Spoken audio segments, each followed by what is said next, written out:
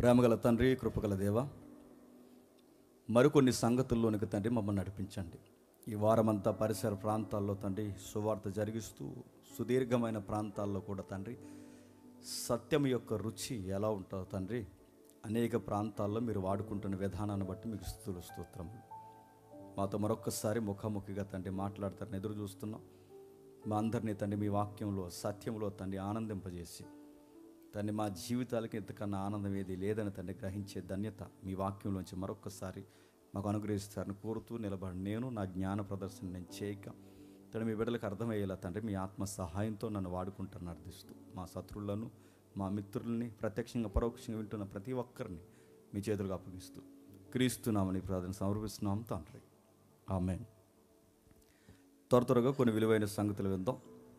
సుమారు 18 వారాలు జాగ్రఫీ, సుమారు 18 వారాలు చరిత్రతో ముడిపడిన విషయాలు, సుమారు 18 వారాలు సంస్కృత నేపథ్యం అంటే వారి యొక్క చరిత్రలో వారి యొక్క సాంప్రదాయాల నేపథ్యం పూర్తిగా మనం పరిశీలించుకుంటూ వచ్చాం. ఎందుకు దీన్ని పరిశీలించుకుంటూ వచ్చాం మనకు తెలుసు. తమ్ముడు ఏకోదీసి ఎందుకు దీన్ని పరిశీలించుకుంటూ మనం వచ్చాం మనకు తెలుసు. క్రొత్త నిబంధన అర్థం చేసుకోవడానికి దాని బ్యాక్గ్రౌండ్ వర్క్, ముఖ్యంగా పాత నిబంధనకి క్రొత్త నిబంధనకి మధ్యస్థంలో, పాత నిబంధనకి క్రొత్త నిబంధనకి మధ్యస్థంలో సుమారు 400 సంవత్సరాలు నిశ్శబ్ద కాలం ఉండిపోయింది. దాన్ని ఇంటర్మీడియట్ టైం లైన్ అంటారు దాన్ని. ఆ టైం లైన్లో చరిత్ర చాలా రకరకాలుగా తిరిగింది. ఆ టైంలో ప్రవక్తలు లేరు, ఆ టైంలో ప్రవచనాలు లేవు, ఆ టైంలో దేవుని వాక్యం అందే కాలం కాదది. అలాంటి టైంలో మత రాజకీయాలు, మత పార్టీలు, చరిత్ర, రాజులు, కాలము సంపూర్ణమయ్యే పరిస్థితులు దేవుడు అనేక ప్రాంతాల గుండా వారిని నడిపించి తగిన సమయమందు తన కుమారుని ఈ భూమి మీదకి పంపాడు. ఆయన వచ్చిన దాన్నే గాస్పల్ అంటారు. దాన్ని ఈ వచ్చిన ఆయన జననాన్ని గూర్చి, జీవనాన్ని గూర్చి, మరణాన్ని గూర్చి రికార్డ్స్ తయారు చేశారు శిష్యులు. దాన్ని సువార్తలు అంటారు. ఇప్పుడు ఆ సువార్తలను అర్థం చేసుకునే ప్రయత్నానికి మనం వెళుతున్నాం. ఆ సువార్తల కంటే ఈరోజు మత్తయి సువార్తలోకి డైరెక్ట్గా మనం అడిగేయం, కానీ ఆ సువార్త యొక్క అంటే సువార్తల యొక్క ఇంట్రడక్షన్ అంటే ఉపోద్ఘాతం ఏంటో చూస్తాం. ఇప్పుడు మనం ఆ మాటలు క్లారిటీగా ఉన్నాయిగా. సరే, జాతికి విందాం. సుమారు బైబిల్లో ఎన్ని సువార్తలు ఉన్నాయి? మరలా బైబిల్ ఎన్ని సువార్తలు? ఒకటే సువార్త. సువార్త ఒక్కటే. సువార్తను గూర్చి చెప్పే పుస్తకాలు 4. సువార్త బాగా వినండి. ఈ సువార్తను గురించి రకరకాల పదాల ఉత్పన్నం జరిగింది. సువార్త అనగానే బాగా వినండి, చాలామంది అటకారాలు చేసుకుంటూ అలా అనకూడదండి, ఇలా అనకూడదండి, సువార్త డెఫినేషన్ అదండి ఇదండి, ఎవరికి తోచింది వాళ్ళు చెప్తారు. కానీ మనం అందరిలా కాకుండా కాస్తంత చరిత్రలో వాక్యంలో చదువుకుందాం. ఏంటి సువార్త అంటే? అసలు సువార్త అంటే గ్రీకులో యుయాంగ్లియోన్ అంటారు దాన్ని. యు అంటే గుడ్ అని, యంగ్లియోన్ అంటే న్యూస్ లేదా సువార్త అని దాని అర్థం. అంటే ఒక గుడ్ న్యూస్, శుభవార్త. దీన్ని ఎక్కడ గ్రీకులు వాడారంటే, ఇది గ్రీకులో రాయబడిందిగా క్రొత్త నిబంధన. దీని గ్రీకులు ఎక్కడ వాడారంటే, ఏదన్నా ఒక రాజ్యం మీద ఆ స్థానిక రాజుల విజయాన్ని సాధించినప్పుడు మన విజయం సాధించాం, విక్టరీ అనే దానికి మీనింగ్ వచ్చేలాగా గాస్పల్ అనే పదం వాడారు. సువార్త లేదా గుడ్ న్యూస్ అనే పదం వాడారు. అంటే గ్రీకులు దేనికి ఈ పదాన్ని వాడేవారంటే సువార్త లేదా శుభవార్తను గురించి వాడేవారు. అంటే మనం విజయాన్ని సాధించాం, ఇది గ్రీకులు ఉన్న మూలం. మనం విజయాన్ని సాధించాం, శత్రువు మీద విజయాన్ని సాధించామని గ్రీకులు మొట్టమొదటిసారి ఈ పదాన్ని వాడారు. అదే పదాన్ని బైబిల్ రచయితలు వాడారు. మాటలు అర్థమవుతున్నాయిగా. అదే పదాన్ని బైబిల్ రచయితలు వాడారు. సుమారు ఎక్కడెక్కడ దీన్ని వాడారంటే, యేసు ప్రభు పుడుతున్నప్పుడు గుడ్ న్యూస్ అన్నారు.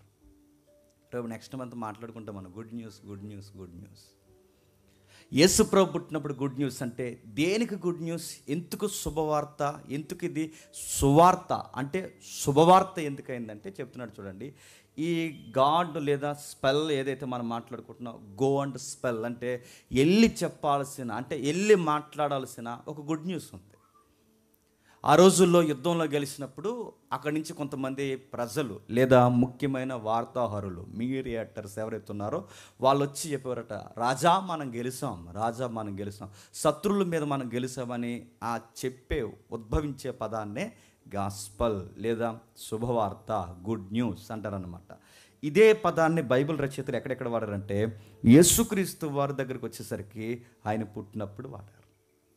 రెండోది ఎక్కడ వాడారంటే ఆయన మరణించి తిరిగి లేచినప్పుడు వాడారు.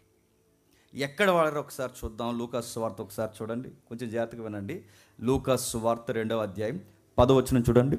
లూకాసు సువార్త 2వ అధ్యాయం 10వ వచనం. చాలా దిక్కులు వాడారు, మనకు సుపరిచితమైన వచనం ఇది.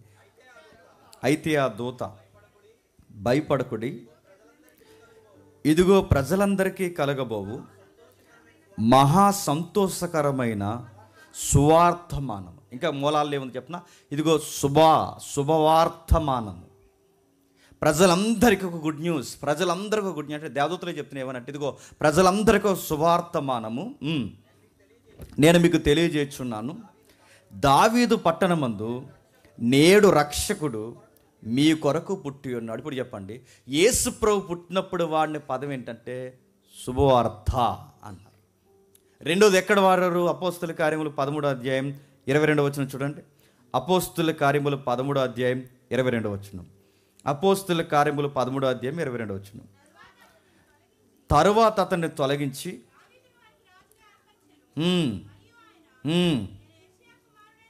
13:22 చదవండి. నేను యెషయా కుమారుడైన దావీదుని కనుగొంటిని,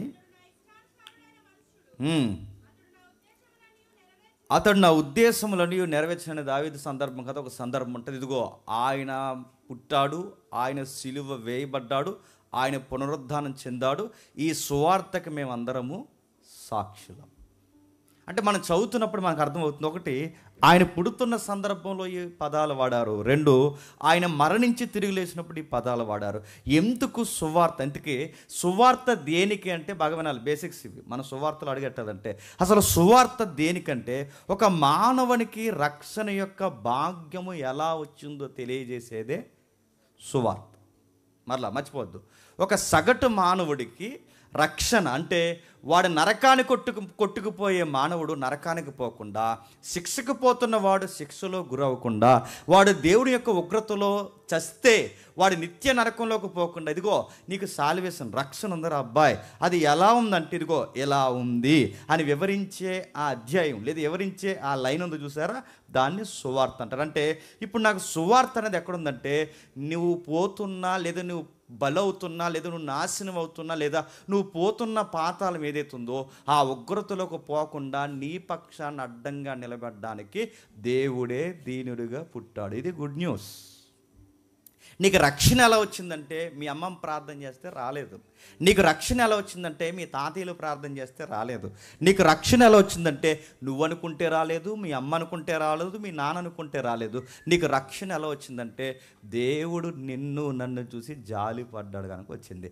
ఎంత జాలి పడ్డాడంటే ఈయన ఎలాగే వదిలేస్తే నరకానికి పోతాడు కనుక నేను దేహంతో ఉండాలన్నా నా కొరకు ఒక దేహం నిలబడాలి, నేను ప్రాణంతో ఉండాలంటే నా కొరకు ఒక ప్రాణం నిలబడాలి, నేను మనిషిగా సంపూర్ణంగా ఉనికి కలిగి ఉండాలంటే నేను చేసిన దరిద్రపు లేదా నడినెత్తి మొదలుకొని ఐక్యతల వరకు దేవుడికి నచ్చని చేసిన ఈ పనులన్నిటికీ నిలువుగా నా పక్షాన ఒక ఆకారం పనిష్మెంట్ తినడానికి నిలబడాలి. అది ఎవరంటే దేవదూతలు చెప్పాయి మీకు గుడ్ న్యూస్. లోకమంతటికి ఒక సువార్త, లోకమంతటికి ఒక శుభవార్త ఏంటంటే మీరందరూ గాడి తప్పిన వారు, మీరందరూ పాపం చేసిన వారు, ఏ భేదం లేదు, అందరూ దారి తప్పి పాపము చేసి ఒకరి ఎందొకరు నేరాలు మోపుకోవడానికి మీరు నీది తప్పు అని ఎత్తుకుంటున్నారు. కానీ ఏ భేదం లేదు, అందరూ పాపం చేసి దేవుడు అనుగ్రహించు మహిమను పొందలేకపోయారు. ఆ మహిమనివ్వడానికే దేవుడే దీనుడిగా ఇలలోకి వచ్చాడు. ఈ వచ్చాడన్నది నీకు నాకు ఎలా ఉందో నాకు తెలియదు, కానీ నరకానికి పోతున్న ఒక సగటు పాపికి అదొక గుడ్ న్యూస్. సువార్త డెఫినేషన్ అదే. సువార్త అనగానే శుభవార్త అనకూడదు, సువార్త అనాలి. దీనికోసం కూడా చేసిపోతున్నారు చాలామంది తెలుసా. ఆ సువార్త అనాలి. మీరు శుభవార్త ఎందుకు అంటున్నారంటే సువార్తలో శుభవార్త ఏంటంటే దేవుడు నా కోసం పుట్టాడు, అందుకది నాకు శుభవార్త అందుకే ఈ మానవుడికి భాగ్యం ఎలా దక్కిందంటే దేవుడు పుట్టాడు కనుక. అయితే ఈ వార్త బాగా వినండి, ఈ వార్త అంటే ఆయన నా కోసం పుట్టాడు, ఆయన నా కోసం జీవించాడు, నేను జీవించలేని జీవితాన్ని కూడా ఆయన జీవించి, ఆయన జీవించిన ఆ జీవితానికి వచ్చిన ఆ మేలు ఏదైతే ఉందో, ఆ కృపకరణ జీవితం ఏదైతే ఉందో అది అలా తెచ్చి ఆ మహిమ కలిగిన జీవితం తెచ్చి నా మెడలో వేసి, నా మెడలో ఉన్న పాపాలన్నీ ఆయన మెడలో వేసుకుని, నాకు రావాల్సిన శిక్షను ఆయన మీద వేసుకుని, ఆయనకు సంబంధించిన జీవాన్ని నా మెడలో వేసి, ఈ రోజు నుంచి నీకు ఏ శిక్ష విధి లేదన్నాడు. ఇది చెప్పడానికి, ఇది చూపించడానికి దేవుడు మానవుడిగా ఇలాలోకి వచ్చాడు. ఆ వచ్చిన వాడు జీవించాడు. ఈ జీవించిన ఈ విధానాన్ని అంటే ఆయన పుట్టిక, ఆయన సువార్త, బాగా వినాలి, నా పదాలు మర్చిపోకండి, ఆయన పుట్టుక, ఆయన సువార్త చేసిన విధానం, ఆయన మరణించి తిరిగి లేచిన విధానం, దీన్నే సువార్త.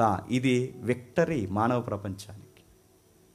నేను జయించలేదంటే వర్షాలు పడితే నా బాడీ తట్టుకోలేదు, ఎండ ఎక్కువైతే నీ బాడీ నా బాడీ తట్టుకోలేదు, చలి ఎక్కువైతే నీ బాడీ నా బాడీ తట్టుకోలేదు, ఒక ముద్ద తక్కువైనా తట్టుకోలేదు, ఒక ముద్ద ఎక్కువైనా తట్టుకోలేదు, నిద్ర తక్కువైనా తట్టుకోలేదు, నిద్ర ఎక్కువైనా తట్టుకోలేదు. అది ఇది ఏంట్రా అంటే పగిలిపోయే గాజు పాత్ర లాంటిది నా లైఫ్. ఇలా అయిపోయింది, ఇలా పతనం అయిపోయింది నా జీవితం. అంటే ఆదాం దగ్గర నుంచి పతనం అయిపోయిన జీవితాన్ని మరలా, అంటే నా పడిపోయిన జీవితాన్ని మరలా నిలబెట్టడానికి నా కొరకు దేవుడు వచ్చాడు. ఇదే సువార్త బైబిల్ చెప్తున్నది. అయితే ఈ చెబుతున్న సువార్తని రాయడం మొదలెట్టారు. నా మాటలు అర్థమవుతున్నాయిగా. ఈ పడిపోయిన మానవ ప్రపంచాన్ని దేవుడు నిలబడడానికి ఇళ్ళలోకి వచ్చాడు. ఈ వచ్చిన ఆయన గురించి రాయడం మొదలెడితే ఆ రాస్తున్న వార్తలు సువార్తలు అయ్యి. అందుకే దాన్ని ఏమంటారంటే according to gospel of Matthew అంటారు, according to gospel of Mark, John, Luke. అంటే అకార్డింగ్ అని ఎందుకంటే అది రికార్డ్ చేశారు వారు వాళ్ళు మాట్లాడుతున్న మాటలను రికార్డ్ చేశారు. ఎందుకు రికార్డ్ చేశారు బాగా వినండి. ఒక్కరు రికార్డ్ చేయొచ్చుగా, నా మాటలు మీకు అర్థమవుతలేదు. ఆయనను గూర్చి రికార్డ్ చేయడానికి ఒకరు రికార్డ్ చేస్తే సరిపోద్ది, కానీ ఒక్కరు రికార్డ్ చేయకుండా ఇంతమంది రికార్డెడ్గా ఇన్ని 4 పుస్తకాలు ఎందుకు రాశారు? నా మాటలు అర్థమవుతున్నాయా? మత్తయిలో ఉన్నదే మార్కులో ఉంది, మార్కులో ఉన్నదే లూకాలో ఉంది, లూకాలో ఉన్నదే కంటెంట్. బాగా వినండి, సందర్భాలు ఏరైనా కంటెంట్ మాత్రం యోహాన్లో కూడా ఉంది. అంటే ఇవన్నీ ఒకే వ్యక్తిని గురించి మాట్లాడుతున్నప్పుడు 4 సువార్తికుల యొక్క పుస్తకాలు ఎందుకు పెట్టినట్టు, దీన్ని ఎందుకు అంటారంటే గుర్తుపెట్టుకోండి, దీన్ని ఎందుకు పెట్టారంటే ఆ రోజుల్లో సాక్ష్యానికి 2 లేదా 3, 4 ఉండాలి. ఆ రోజే కాదు, కోర్టులో ఒక విషయం ఇది నిజమని చెప్పాలంటే మినిమం సాక్షులు ఎంతమంది ఉండాలి? జడ్జిమెంట్ ఇచ్చే ముందు మినిమం సుమారు 4 నుంచి 5 సాక్షులు ఉండాలి, బలంగా చెప్పేవాళ్ళు. ఆ 5 బలంగా చెప్పేశారే అనుకోండి, సమాప్తం ఓగయ్య, పోయినట్టే. ఇంకా వాళ్ళు పక్కాగా నిజమైతే పక్కా చెప్తారు, వాళ్ళు అబద్ధం అనుకోండి ఆడు ఎన్నిసార్లు చదువుకుని ఏదో మొదలు దొరికేస్తాడు. అందుకే వీళ్ళు నిజమే కనుక, వీళ్ళు చెప్పింది వాస్తవం కనుక మత్తయి అయినా బాగా మత్తయి అయినా ఒకటే చెప్పాడు, చెప్పండి, మార్క్ అయినా ఒకటే చెప్పాడు, లూకా అయినా యోహాన్ అయినా వీళ్ళందరూ ఒక్కటే చెప్పడానికి కారణం ఏంటంటే వాళ్ళ కళ్ళ ముందు సువార్త జరిగింది. అంటే ఆయన జననం నిజంగానే జరిగింది, ఆయన నిజంగానే సువార్త ప్రకటించాడు, ఆయన నిజముగానే మరణించి తిరిగి లేచాడు. ఇవన్నీ జరిగాయి కనుకే వాస్తవాన్ని కలలో లేపినా చెప్పండి వాస్తవంగానే చెప్తారు. ఇప్పుడు బాగా వినండి. అయితే దీన్ని బయోగ్రఫీ, జీసస్ బయోగ్రఫీ అనొచ్చా అనకూడదు చెప్పండి, చెప్పాలి. మిమ్మల్ని అడుగుతాను చెప్పండి, జీసస్ బయోగ్రఫీ అని అనొచ్చా అనకూడదు? ఒకవేళ ఎప్పటివరకు అంటే ఇకపై అనకండి, బయోగ్రఫీ అనకూడదు. ఎందుకు అనకూడదంటే బయోగ్రఫీ అనేది ఏంటంటే బాగా వినండి, ఆ మనిషి యొక్క పుట్టుక, ఆ మనిషి యొక్క జీవనం, ఆ మనిషి యొక్క మరణం, ఈ పూర్తి కంటే పుట్టిన దగ్గర నుంచి చనిపోయే వరకు ఉండే పూర్తి దాన్ని ఏమంటారంటే బయోగ్రఫీ అంటారు. ఇప్పుడు ప్రశ్న అడుగుతుంది, మీకు అర్థమవుద్ది. యేసుప్రభు పుట్టిన సందర్భం ఉంది, యేసుప్రభు బాప్టిజం తీసుకునే సందర్భం ఉంది, యేసుప్రభు మరణించి తిరిగి లేచిన సందర్భం. అంటే మధ్యలో ఏం మిస్ అయింది?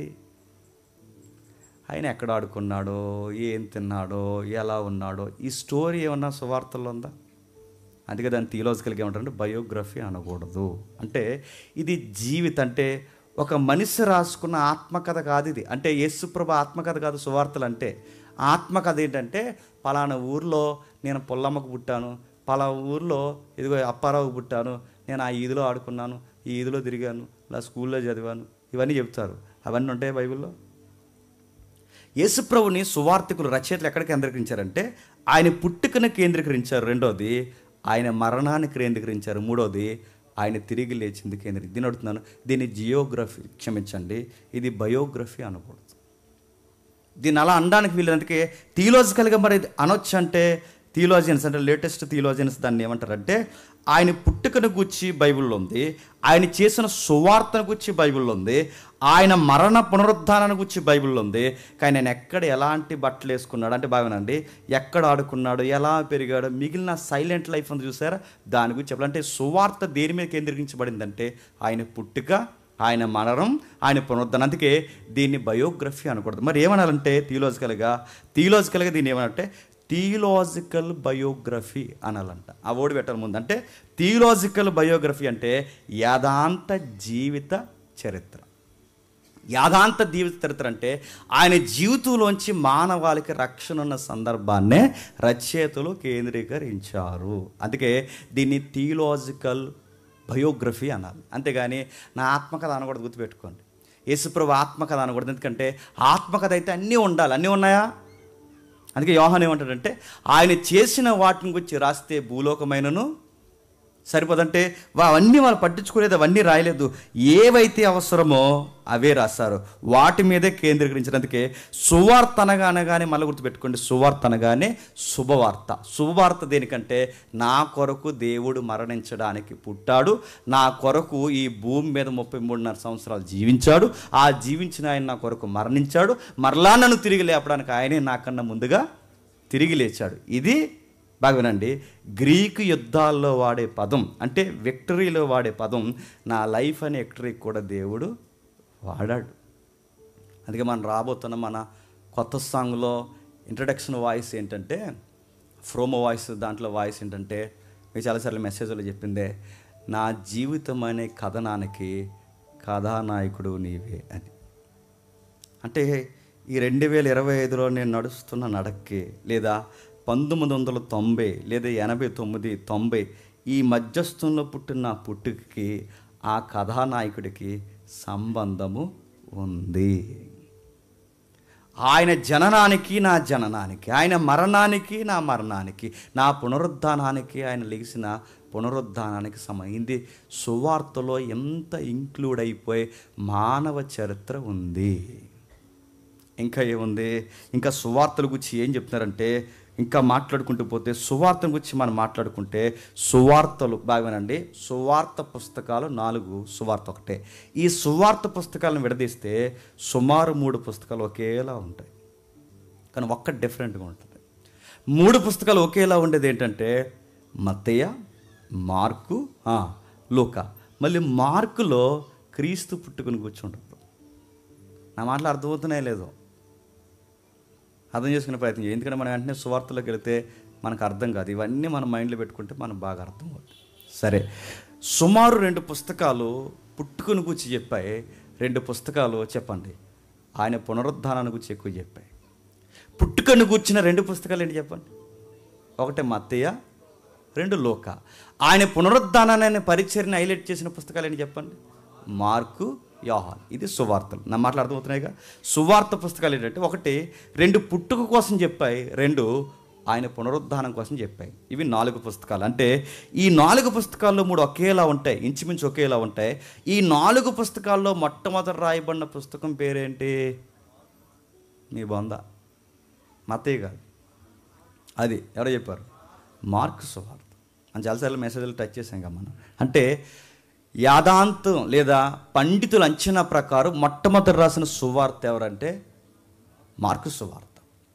మార్కు సువార్తలో సుమారట 661 వచనాలు లైన్గా ఉంటే, జాతకి వినండి, నేను ప్రసంగం చేయట్లేదు, 661 వచనాలు లైన్గా ఒకేలా ఉంటే ఇంచుమించు 500 వచనాలు ఒకేలాగా మత్తయి గారు రాశారంట. మాటలు అర్థమేం లేదు. అంటే 661 వచనాలు మార్కు సువార్తలు ఉంటే, సేమ్ 601 వచనాలు మార్కు సువార్తలు ఉంటే ఎగ్జాక్ట్గా 500 వచనాలు అంటే ఇందులో ఉన్నట్టే అందులో ఉన్నాయి, అందులో ఉన్నట్టే ఇందులో ఉన్నాయి. ఎందుకంటే వీళ్ళిద్దరు దగ్గర కూర్చొని రాసింది ఏం కాదు. అప్పుడప్పుడు ఈ వెస్టర్న్ కల్చర్లో ఉన్న వాళ్ళు నాస్తికులు బైబిల్ పుక్కిట పురాణం అని చెప్పడానికి కొన్ని వీడియోస్, కామెడీ వీడియోస్ నెట్లో రిలీజ్ చేశారు, మీరు చూసారు లేదు. ఆ నెట్లో రిలీజ్ చేసిన వీడియోస్ ఏంటంటే మత్తయి సువార్త ఇలా మత్తయి రాసేస్తుంటేనంట మార్కు పక్క నుంచి ఇలా చూసి ఏం రాస్తున్నాడు అని ఇలా చూసి మార్కు సువార్త రాశాడు. వీళ్ళు చూశారు వాళ్ళిద్దరిని. ఈ వీడియోలు చేసిన చిన్నోళ్ళు ఏం కాదు, గుర్తుపెట్టుకోండి. పెద్ద పెద్ద ఇంటర్నేషనల్ ఛానల్స్ ఉన్నవారు వాళ్ళు చేస్తున్న కామెడీ ఏంటి తెలుసు అంటే జీసస్ని ఒప్పుకోవడానికి వీళ్ళకి నొప్పి వచ్చేసి సువార్త ఒక మిథాలజీ అని చెప్పడానికి వాళ్ళు చేస్తున్న వీడియోస్ ఏంటంటే మత్తయి ఇలా రాస్తుంటే మార్క్ ఇలా చూసి రాశాడు అని అడుగుతున్నాను. వీళ్ళ బొంద వీళ్ళకి తెలియదు ఏంటి చెప్పిన, అసలు ముందు మత్తయ్యే రాయలేదు, మీకు వీడియో చేయడమే రాదు, అసలు ముందు మత్తయ్యే రాయలేదు. హిస్టరీ ప్రకారం ఎవరు రాశారంటే మత్తయ్య కాదు, చెప్పండి, మార్కు రాశారు. అంటే మార్కు సువార్త మత్తయి రాశాడు, మార్కు సువార్త ముందు రాశాడు.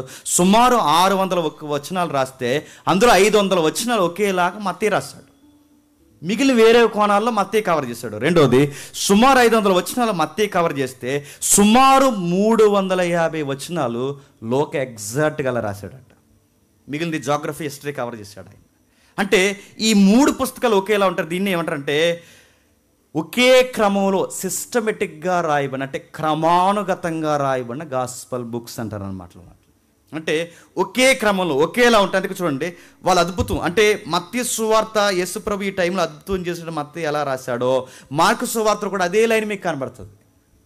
మార్కు సువార్తలో ఏ లైన్ అయితే మీకు కనబడుతుందో అదే లైన్ కూడా మత్తయి కూడా రాస్తున్నాడు. అంటే లైన్ ఎక్కడ మిస్ అవ్వదు. అంటే వీళ్ళు సరిగ్గా రాసుకుంటూ వచ్చినందుకు దీన్ని ఏమంటారంటే సమదృక్కోణంలో నడిచిన, అంటే సమపాలులో నడిచిన, సిస్టమేటిక్గా నడిచిన, క్రమానుగతంగా నడిచిన సువార్తలు ఈ 3 అంటారు. మరి యోహాను సువార్త ఏంటంటే యోహాను సువార్త అటు అన్యులకి, యోహాను సువార్త అటు గ్రీకులకి, యోహాను సువార్త అటు మేధావులకి ఫుల్ స్టాప్ పెట్టడానికి రాయబడిన పుస్తకమే యోహాను సువార్త.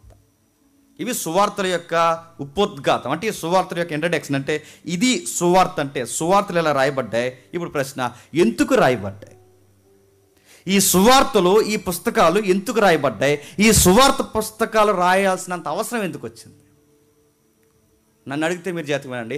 అసలు ఈ రోజు మనం ఇలా కూర్చొని పలానా టైంలో రాజమండ్రిలో కంబాలసరు దగ్గర హైటెక్ బస్ స్టాండ్ పక్కన క్రిస్టియన్ స్కూల్లో పిల్లలందరూ సంఘం పెట్టుకొని వాక్యాలు చదువుకుంటారు. అప్పుడు పుస్తకం లేకపోతే ఎలాగని మత్తయి అనుకుని మత్తయి సువార్త రాయలేదు. ముఖ్యాంశాలు మరోసారి, పలానా టైంలో పలానా సంఘాలు కూడుకుంటే ఆ టైంలో పుస్తకం ఉండాలి అని రాయలేదు. వాళ్ళ సువార్తలు రాయడానికి కారణాలు ఆ రోజుల్లో చాలా వ్యతిరేకతలు వాళ్ళకి వచ్చాయి. ముఖ్యంగా అపోస్తులు యేసుప్రభు వారు చనిపోయిన వెంటనే సువార్తలు రాయలేదు, వెంటనే రాయలేదు. అంటే ఇప్పుడు చనిపోతే నెక్స్ట్ నెల నుంచి రాసేలేదు, లేదా ఆయన వెనకాల తిరుగుతూ రాసేలేదు.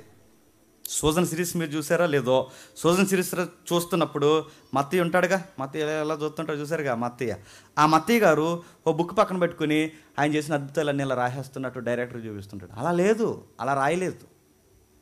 హిస్టరీ అలా చెప్పట్లేదు. ఎక్కడ మీరు చూడండి, యేసుప్రభుని అక్కడ సిలువేస్తుంటే యోహానుగా అక్కడ నిలబడి 3 మేకులు వేశారు 3 అని రాయలేదు. పక్కలో పొడిచారు బలూన్, ఆ అబ్బాయి పేరు పొడి చేసినోడి పేరు చెప్పండి, ఆయన రాయలేదు. ఆ సైన్యాధిపతి పేరేంటి చెప్పండి, ఆయన రాయలేదు. ఎన్ని కిలోమీటర్లు యెరూషలేముకి కపాలం అనే స్థలానికి 5 కిలోమీటర్ల రాయండి, ఆయన రాయలేదు. మరో మాట చెప్తున్నా, అసలు వాళ్ళు సువార్తలు రాయాలని అనుకోలేదు.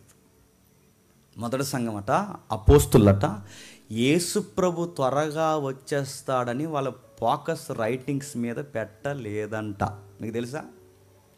అసలు యేసుప్రభు త్వరగా వచ్చేస్తాడంటే నేడో రేపు ఆయన త్వరగా వస్తానని వెళ్ళిపోయాడుగా, నేను త్వరలోనే మీ దగ్గరకు వస్తాడు, త్వరగా వచ్చేస్తాడు కనుక వీళ్ళు ఏం చేస్తారంటే చరస్థిరాస్తులు తెచ్చి చెప్పండి పోగేసేసి అమ్మేసి ఇక నేడో రేపు వచ్చేస్తే ఇంక ఇవన్నీ పోగేసుకుని మనం ఏం చేస్తామని చెప్పి అందుకు అపోస్తుల గారు ఏం చేస్తారంటే చరస్థిరాస్తులు అమ్మి ఎవరికి ఇచ్చేసారు? అపోస్తులకి ఇచ్చి పంచేయండి సార్, ఎవరెవరు పేదలు అందరూ, ఇంకా ఆయన వచ్చిన తర్వాత అన్ని బూడిద తప్ప ఇంకేం మిగిలితే ఇచ్చేయండి అన్నారు. అంటే వాళ్ళు ఎందుకు చరస్థిరాస్తులు ఇచ్చేసారంటే త్వరలోనే యేసుప్రభు వచ్చేస్తున్నాడని బలంగా వాళ్ళు నమ్మారు. ఇప్పుడు యేసుప్రభు నేడో రేపు వచ్చేసినప్పుడు పుస్తకం రాసుకుంటే చదివేవాడు ఉండాలిగా.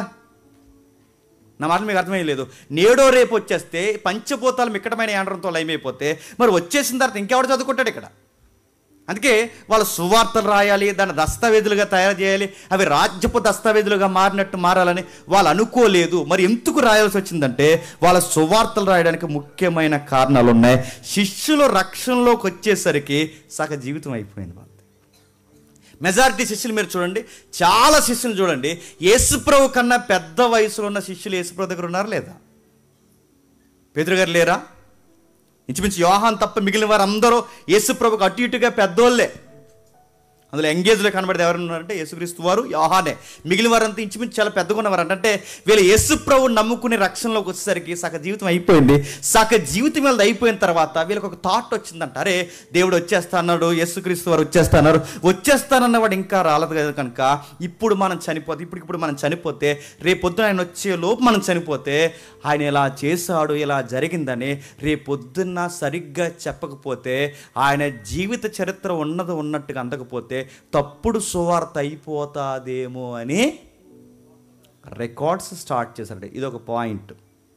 రెండో పాయింట్ ఏంటంటే భవిష్యత్తులో భాగమేనండి, భవిష్యత్తులో క్రీస్తు యొక్క జీవితాన్ని గురించి తెలుసుకోవడానికి ఒక పుస్తకం ఉండాలి అనే భాగమేనండి. భవిష్యత్తులో అంటే ఆయన రాకాలస్యమైన మా పోకడ త్వరగా వచ్చిన రెండిట్లో ఏది జరిగినా, ఇప్పుడు కూడుకుంటున్నారు, ఇప్పుడు నేను పేతురు అని నేను ఉన్నాను, యోహాన్ అని నేను ఉన్నాడు, మేము వెళ్ళిపోతే రేపు పొద్దున్న వేళ యేసుప్రభు వారికి ఇలా జరిగింది, ఇక్కడ పుట్టాడు, ఇక్కడ సిలివేశారు, ఇలా చంపారు, ఆయన ఇక్కడ తిరిగి లేచాడని చెప్పడానికి నేను ఉండను. నేను లేకపోయినా నా మాట ఉండాలి, నేను లేకపోయినా నా సాక్ష్యం రికార్డెడ్గా ఉండాలి, నేను లేకపోయినా ఇదిగో యోహాన్ ఇలా చెప్పాడు according to gospel of John లేదా లూకా లేదా మార్క్, అకార్డింగ్ అంటే ఆయన ఇలా చెప్పాడు, ఇదిగో మత్తయి గారు దానికి సాక్ష్యం, లేదా యోహాన్ గారు దానికి సాక్ష్యం, లూకా దానికి సాక్ష్యం, ఇదిగో అకార్డింగ్ అంటే ఆయన రికార్డ్ ప్రకారం ఇది అని చెప్పడానికి నేను వెళ్ళిపోతే రేపు పొద్దున, అప్పటికే సగం జీవితాలు అయిపోయినాయిగా, ఇప్పుడు నేను వెళ్ళిపోతే రేపు పొద్దున మళ్ళీ దానికి సాక్ష్యం ఎవరు ఉంటారని చెప్పి సాక్ష్యం కొరకు రాసినవే చెప్పండి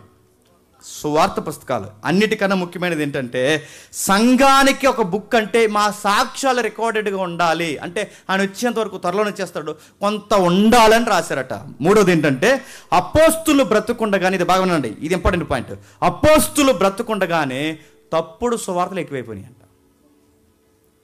యేసుప్రభు వారు ఎక్కడ పుట్టాడని ఒకడు, లేదు అక్కడ పుట్టాడు. అందుకే చూడండి, మీరు ఇజ్రాయేల్ దేశానికి వెళ్తే యేసుప్రభు పుట్టిన స్థలాలు ఒకటి ఉండదు, 4 ఉంటాయి. తర్వాత కాన్స్టాంటినోపుల్ వచ్చిన తర్వాత వీళ్ళు ప్రతిదాన్ని పుణ్యక్షేత్రం చేశారు. ఎందుకంటే పునీతులు మొదలుగా కేథలిక్, పునీత్ సైంట్, పునీత్ అంటే ప్రతి ప్రాంతాన్ని ప్రాంతం చేశారు, అంటే పుణ్య ప్రాంతం చేశారు. పుణ్య అంటే దాన్ని పుణ్యక్షేత్రం చేశారు. తర్వాత అక్కడ పుట్టినోళ్ళు పునీతులు అన్నారు, అంటే వీళ్ళు రికమెండేషన్ క్యాండిడేట్లు అన్నమాట. మీరు ఎప్పుడైనా జెరూసలేం వెళ్తే ఆ ఊరు తిరిగి డబ్బులని వేస్ట్గా చేసుకోక ఎప్పుడన్నా మీకు డబ్బులు పోగేసుకొని సీటీ ఫంక్షన్లో చెదారం చేయక ఒక మంచి సీటీ పాడి, నిజంగానే చెప్తున్నాను నేను, ఎప్పుడైనా ఇజ్రాయెల్ దేశం వెళ్ళండి, మొక్కడానికి కాదండోయ్, యార్దాన్ నీళ్ళు తెచ్చుకోవడానికి కాదు, రాళ్ళు తెచ్చుకుని ఇంట్లో పెట్టుకోవడానికి కాదు, యేసు ప్రభు యొక్క పుట్టిన ప్రాంతంలో కాస్త మీరు జాగ్రఫికల్గా చూస్తే బైబిల్ ఇంకా బ్రైట్గా అనిపిస్తుంది. కాదు కొంతమంది ఎలా వెళ్తారంటే యేసు ప్రభుని పిలాతు దగ్గర జడ్జిమెంట్ ఇచ్చినప్పుడు, ఆ పిలాతు దగ్గర జడ్జిమెంట్ ఇచ్చినప్పుడు ఆయన ఆ మెట్లు ఉంటాయి చూసారా, ఆ మెట్లు మోకాల మీద ఎక్కితేనట పరలోకం వెళ్ళిపోతాం, అందుకే దాన్ని ఒక పుణ్యక్షేత్రం చేశారంట. ఇలా రకరకాలు చేసి పరిస్థితి రోమన్ క్యాథలిక్ వచ్చిన తర్వాత. అయితే ఈ రేపొద్దున్న అపోస్తులు ఉండగానే ఇలాంటి దుర్వార్తలు, అంటే ఆయన పుట్టిన ప్రాంతాన్ని పుణ్యక్షేత్రం చేస్తున్నారు, ఆయన తిరిగిన ప్రాంతాన్ని పుణ్యక్షేత్రం చేస్తున్నారు. అంతకన్నా భయంకరమైన వార్త ఏంటంటే యేసుప్రభు శరీరంతోనే రాలేదు, అలా అపోహపడ్డామన్నారు. ఇది కొలసి పత్రిక రాస్తున్నప్పుడు మీరు ఎప్పుడైనా చూస్తారో, కొలసి పత్రిక కానీ సొలోనిక తర్వాత మాట్లాడుకుందాం. సొలోనిక అంటే ఎవరు అనుకున్నారు? అలెగ్జాండర్ గారి సిస్టరు, ఆ పట్టణంగా పేరెట్టారనమాట. పిలుపు అనే చుట్టాల పేర్లే. తర్వాత మనం మాట్లాడతాం. అయితే ఈ ప్రాంతాల్లో సువార్త అంటే తప్పుడు సువార్త వెళ్ళిపోతుంది. ఎలా వెళ్ళిపోతుందంటే యేసుప్రభు వారు ఆత్మగా ఉన్నాడు, తోతగా వచ్చాడు, అంటే వాళ్ళు బ్రతుకుండగానే సువార్త యొక్క రూపాన్ని మార్చేస్తున్నారు కనుక, అరే మనం ఉండగానే ఇలా మార్చేస్తున్నారు, రేపు పొద్దున వెళ్ళిపోతే ఏమవుద్దని అప్పుడు పుస్తకాలు రాయడం చెప్పండి.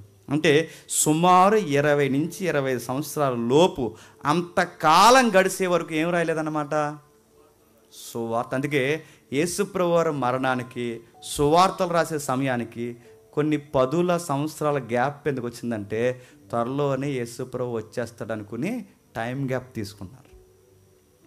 ఆ టైం గ్యాప్ తీసుకునే లోపు తప్పుడు సువార్తలు వచ్చేస్తున్నాయి కనుక ఆ సువార్తని, ఈ తప్పుడు సువార్తను ఆపాలి కనుక ఇది ఒరిజినల్, ఎప్పుడు దీన్ని మార్చడానికి వీల్లేదు, ఇదే జరిగింది, ఇవి రికార్డెడ్గా మేము వెళ్ళిపోయినా కానీ సంఘానికి ఉండాలి అని అప్పుడు పుస్తకాలు రాయడం స్టార్ట్ చేశారు. అప్పుడు 4 సువార్తలు అంటే సువార్త పుస్తకాలు అయ్యాయి. ఆ 4 సువార్త పుస్తకాలను రాసి అపోస్తులు బతుకుండగానే ఇది సువార్త అని స్టాంప్ వేశారు. ఇప్పుడు బాగా వినండి. రోజులు గడిచే కొద్దీ వారికి అర్థమైన విషయం ఏంటంటే, మనం ఉండగానే దొంగ బోధలు, దొంగ సువార్తలు పెరిగిపోతే రేపొద్దున్న సువార్త రూపం మారిపోదు కనుక ఖచ్చితంగా దీన్ని మార్చకుండా దేవుడి తరపున నాకు ఆజ్ఞ పెట్టాలని, ఇందులో ఒకటి కలపొద్దు చెప్పండి, ఇది తీయొద్దని దైవ ప్రేరణతో కొన్ని కమాండ్స్ కూడా ఇచ్చారు. ఇలా స్టార్ట్ అయ్యే సువార్తలు. ఇప్పుడు మళ్ళీ ప్రశ్న నేను ముగిస్తున్నాను. ఇప్పుడు ఇలా రాయబడిన సువార్తలు ఏవైతున్నావో, సువార్త పుస్తకాలు ఏవైతున్నావో, ఇలా రాయబడిన బైబిల్ ఏదైతుందో దీన్ని పక్కాగా మనం చదవాలా? ఆ మాటలు మీకు అర్థమవుతలేదు. ఆయన పుట్టాడని మనకు తెలుసా లేదా? పోనీ నమ్మామా? ఆయన సువార్త చేసాడని నమ్ముతున్నాం లేదా? ఆయన మరణించి తిరిగి లేచాడని నమ్ముతున్నాం లేదా? ఇప్పుడు నమ్ముతున్నాం. ఈ 3 తెలిసిపోయిన తర్వాత మళ్ళీ బైబిల్ చదవాలా? నా మాట్లాడుతున్నాను. ఇప్పుడు అది తెలిసిపోయింది కానీ అడుగుతున్నాను. గుడ్ న్యూస్ మనకు అర్థమైపోయింది. ఇంత గుడ్ న్యూస్ మనకు అర్థమైపోయిన తర్వాత మనం ఎందుకు బైబిల్ చదవాలంటే, ఒక సగటు విశ్వాసి ప్రతిరోజు బైబిల్ చదువుకోవాలి. ఎందుకు చదువుకోవాలంటే బాగానండి, ఎందుకు చదువుకోవాలంటే పాలిచ్చే పిల్లోడికి రోజు పాలు తాగడం ఎంత అవసరమో, అంటే క్షమించండి, పాలిచ్చే పిల్లోడు కాదు, పాలు తాగే పిల్లోడు. పాలు తాగే పిల్లోడికి రోజు పాలు తాగడం ఎంత అవసరమో. పిల్లలు ఎప్పుడైనా పాలు తాగినప్పుడు మీరు గమనించారా? అప్పుడే తాగుతాడు, ఓ కునికేస్తాడు, మళ్ళీ లెగిస్తాడు, అలా అమ్మరమ్ములు తోడనుకుంటాడు, మళ్ళీ తాగుతాడు. మనకు పెద్ద డౌట్ ఏంటంటే, వీడు ఎందాకగా తాగాడు మళ్ళీ తాగుతున్నాడు ఏంటంటే, డాక్టర్లు చెప్పిన రికార్డ్ ఏంటంటే వాళ్ళకి వెంటనే అరిగిపోతాయంట. ఎందాక తాగాడు ఒక పొట్ట పైకుండా కనకండి, అలాగే వెంటనే అరిగిపోతాయి. అందుకే ఎన్నిసార్లు ఇచ్చినా పర్లేదు, ఎన్నిసార్లు తాగినా పర్లేదు, కక్కున్నా పర్లేదు, మళ్ళీ తాగాలి. దీని పేతురు గారు ఏమంటాడంటే, కొత్తగా వచ్చిన విశ్వాసకట వాక్యము పాల లాంటిదంట. ఎక్కువ తాగాలంటే నేను మెలకు ఉన్నప్పుడల్లా బైబిల్ చదువుకోవాలి. ఎందుకు నేను బైబిల్ చదువుకోవాలంటే, నేను ఎదుగుతున్న శిశువుని కనుక. ఎప్పటివరకు ఎదుగుతానంటే, నేను మరణించేంత వరకు దైవంలో, ఆయన సహవాసంలో ఎదగాలి అంటే నేను ప్రతిరోజు నాకు మెలకు వచ్చినప్పుడల్లా నేను ఏం తాగాలి చెప్పండి?